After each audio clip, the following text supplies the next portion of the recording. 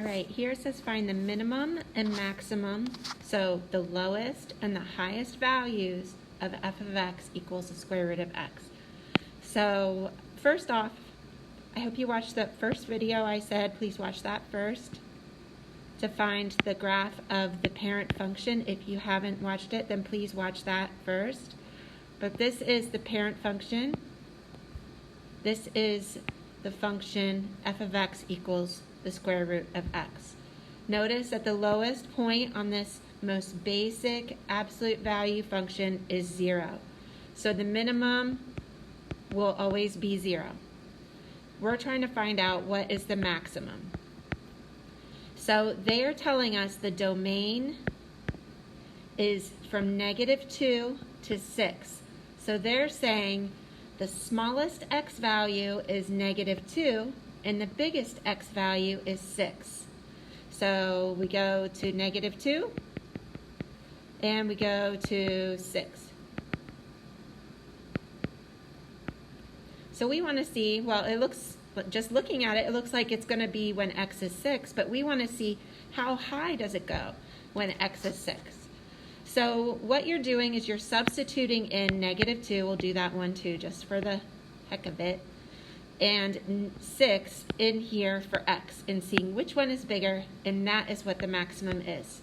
So if x equals -2, then we have f of x equals absolute value of -2. What is the absolute value of -2? 2. Okay?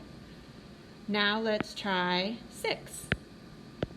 If x is 6, then we have f of x equals the absolute value of 6, which is it -6 or +6? It's +6. The absolute value is always positive. So here we go up to 2, but here we go up to 6. Okay, so the maximum would be 6. What this equation function is saying is that you have the function f of x is absolute value of 6, but it's saying the domain, the x values only go from -2 to 6. So this graph would actually just look like this. Okay? So, but this is what your answer would be on the homework question. Let's try one more. This is a different way they might give you the domain, the values of x. So again, the most basic absolute value graph looks like this. So the lowest point is always going to be 0. It's not going to be negative. You can't have absolute value of a number be negative. It's always positive. So they want to know, well, what's the maximum? So they are telling us what this is saying is the domain, the x values are real numbers, that's what that means, between -7/4 and -3/5. So it's saying that we go, these are really, really small, so -7/4 and -3/5. So we're trying to see which of those goes the highest. We can already see it's probably when x is -7/4, but let's just test it out. So we're going to say if x is -7/4, what is f of x? So f of x is the absolute value of -7/4. What is the absolute value of -7/4?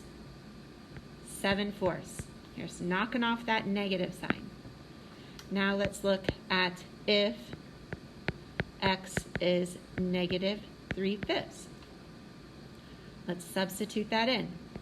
F of x is absolute value of -3/5. What's the absolute value of -3/5? 3/5. So now you have to recognize for yourself which of these numbers is bigger. 3/5 or 7/4. You could put into your calculator, you're going to see 3/5, that is 3 divided by 5, which is about, well, not about, it's 0.6. And this is 7 divided by 4. And that's going to be, I don't have my calculator out. It's 1 and 1.75. So the highest one is 7/4 or 1.75. That is going to go higher here than when x is negative 3/5. So this graph is actually, it's only the x values, it's the absolute value, but only when x is from negative 3/5 to negative 7/4. So that is what the graph would actually look like.